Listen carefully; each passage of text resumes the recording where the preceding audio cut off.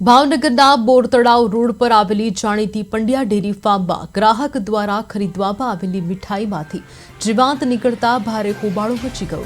મીઠાઈ ખરીદનાર ગ્રાહકે આ અંગે દુકાનદારને રજૂઆત કરી હતી અને જીવાંતવાળી મીઠાઈ બતાવી હતી।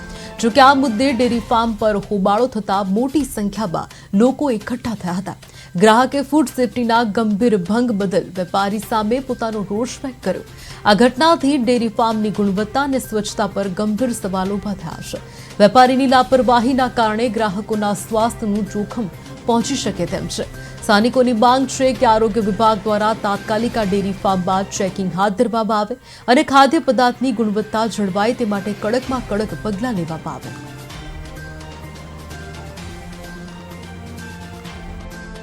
બાળકો માટે અલગ અલગ અડદિયો પાક, ખજૂર પાક, આ બધી અલગ અલગ મીઠાઈઓ લેતો મારા બાળકો છેલ્લા 2 દિવસથી આ મીઠાઈઓ ખાય છે। પરંતુ આજે મારે મીઠાઈ ખાવાની હતી, મેં મીઠાઈની અંદર પ્રત્યક્ષ નિરીક્ષણ કર્યું તો આમાં મોટા પ્રમાણમાં જીવાત અને જીવજંતુઓ જોવા મળેલ। તો મારા બાળકો અને મારા પરિવાર માટે આ એક જોખમ છે। આ લોકો સામે યોગ્ય કાર્યવાહી થાય એવી હું આપની પાસે આશા રાખું છું।